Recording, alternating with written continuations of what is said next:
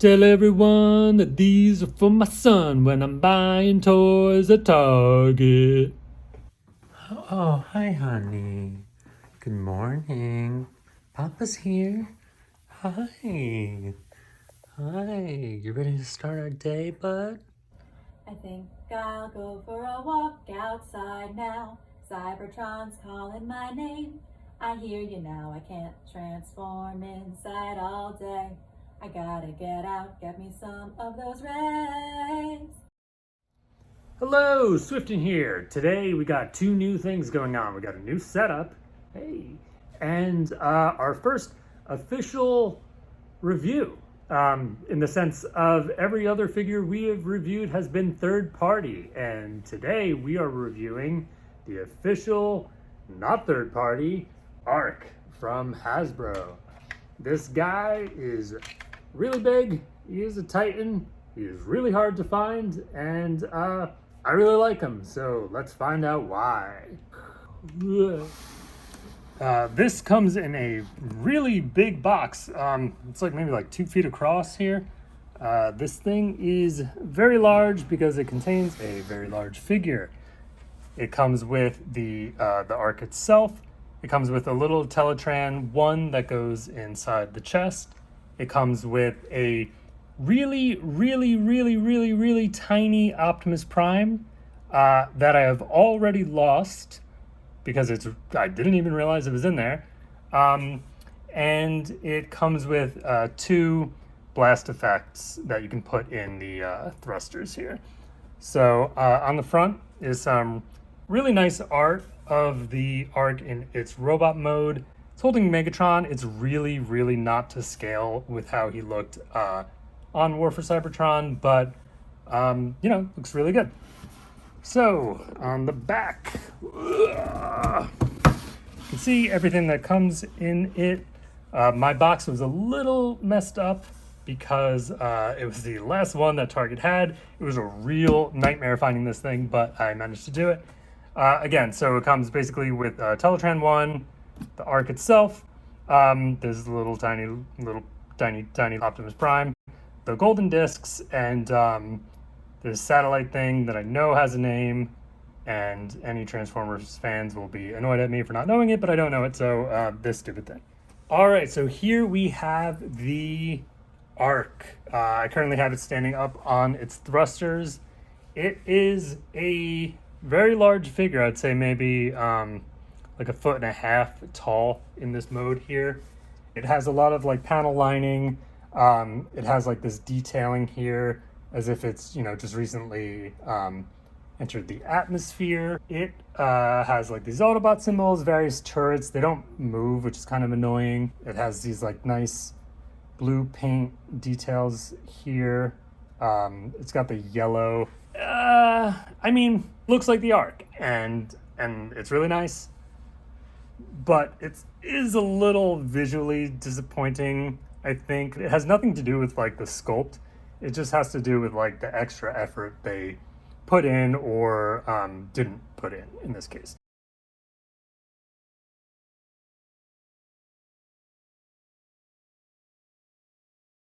So here you have Teletraan I. This is something that like I was never expecting to see a Transformer of.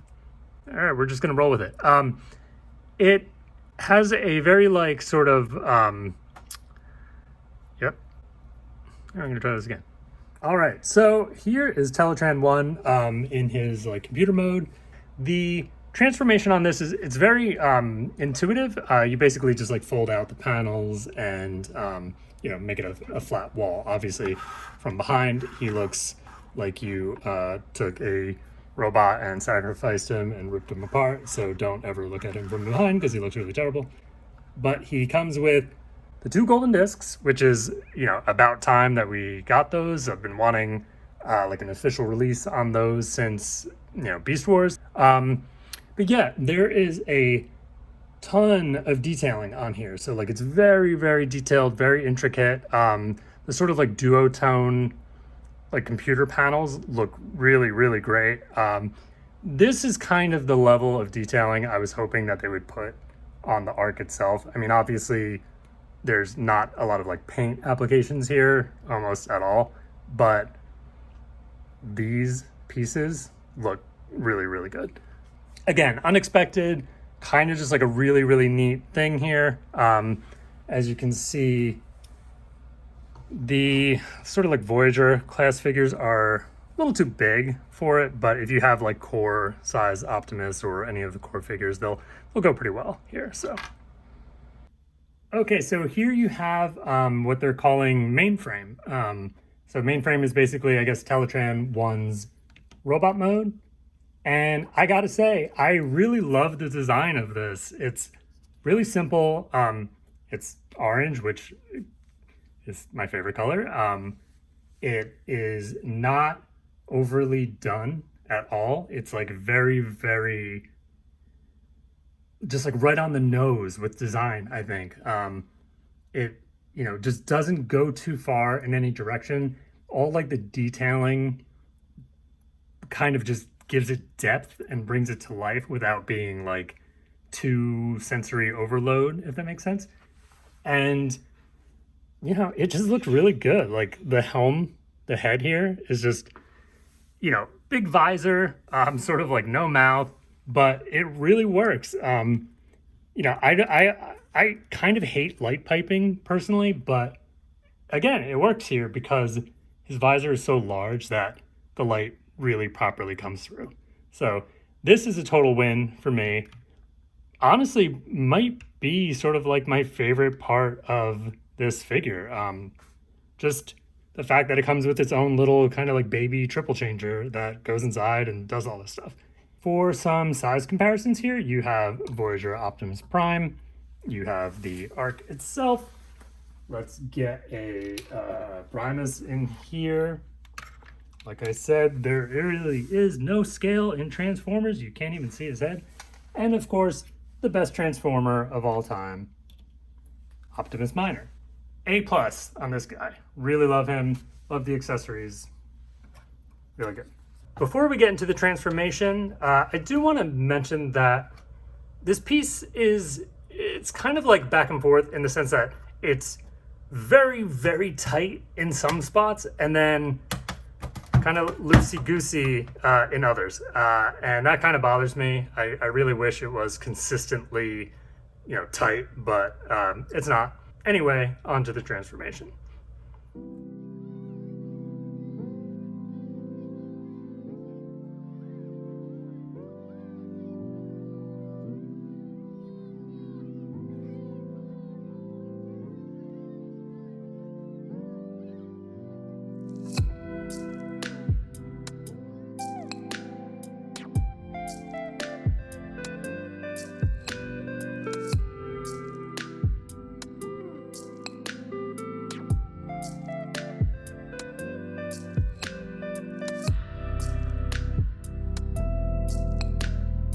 Okay, so here is the Arc in robot mode.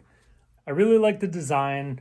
I think the head borrows a lot from like the Autobot symbol, so it's clearly inspired by that, or the comic The Last Autobot. You know, you can see there are a lot of cues here. There's the little like triangle on the head, the funky chin, the long thin nose. It looks like it's the Autobot symbol basically come to life.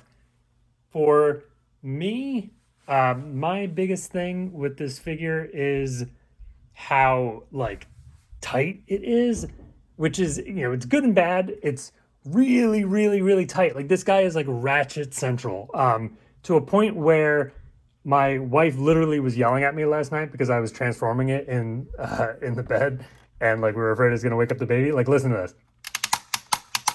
Like that is loud.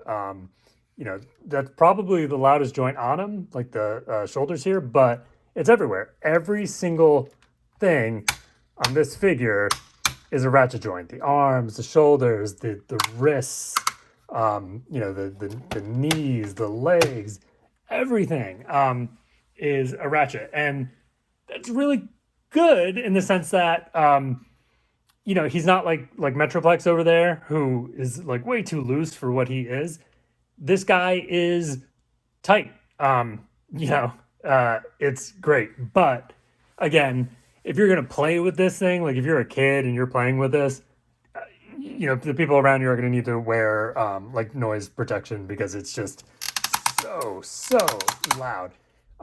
Again, another advantage of this is that he can really hold a pose. He was actually very posable for a Titan, so you could get him in all sorts of like actiony poses, like ooh, look at that. And that's cool. Like that's, you know, not really that easy with other Titans to get them, you know, looking funky like that. Now, in regards to posability, he is pretty posable. You could get the full split with the legs. I'm not going to show it all just because of the ratchet noise. You know, the arms rotate. You know, you got the like swivel out on the shoulders. The wrists rotate. You know, the knees normal bend. You don't really get much flexibility at the legs here, but you do get an ankle tilt, which is actually really helpful. You know, you see a lot of third-party companies making upgrade kits for like someone like Metroplex over there who has no ankle tilt, which makes it a little hard to get him into more dynamic poses. This guy doesn't have that issue. Really, the thing that bothers me the most is that his head only rotates. You can't look up, you can't look down. And the thing is, there are no electronics in this figure. So it's like, why couldn't they put that in? I wish it had electronics of some sort or something. You know, like the eyes just look pretty dead. They're not really that noticeable. You have to kind of get your head down to look at them. But yeah, like, would it have killed them to put a ball joint on it, or even just let it rotate up and down, straight up and down, something? That's kind of bothersome. That's like one thing I really don't like about this. But in general, I love the way this guy looks. Like, to me, he's kind of a really good like mix of like, you know, like a Gundam-esque sort of design, you know, with like the thin waist, but his proportions are great. The look of him is great. Everything about this guy, in regards to his appearance, is just like really on point. I love the way this looks. You know, even if he wasn't orange, which I'm like totally biased towards, I still would think he's just a fantastic looking figure. You know, he just really looks to me like if the Autobots had like some big guy on their side, this would be him.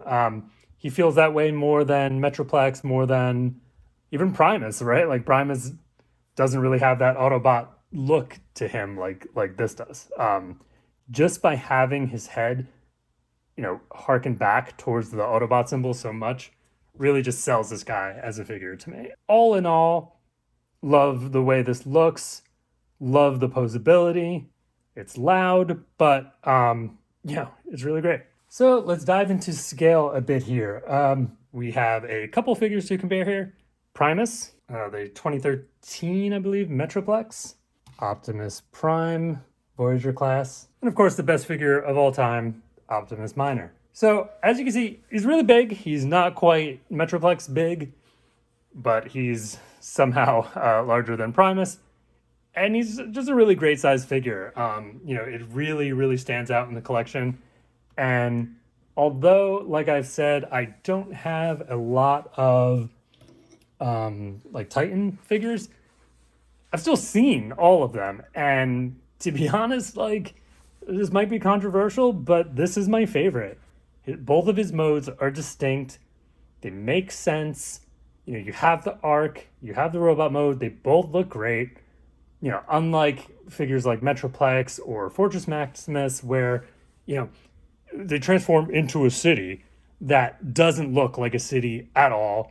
They never have like good alternate forms, in my opinion. This guy does. His alternate form is the arc. There's no denying it. You know, sure, there are some issues with the mold that I think they could have done a better job on. Just in general, I still feel like there's like maybe like 10-20% missing where they could have made this better, but I think we'll get that in third-party upgrade kits. We'll get that in, you know, toy hack stickers, etc. So yeah, if you can find this guy in, you know, Target or wherever, if you haven't pre-ordered, he's definitely worth spending the money. It was a little tricky for me. I had a Target about 40 minutes away from me that said he was in stock. I drove there. They said, no, we don't have him.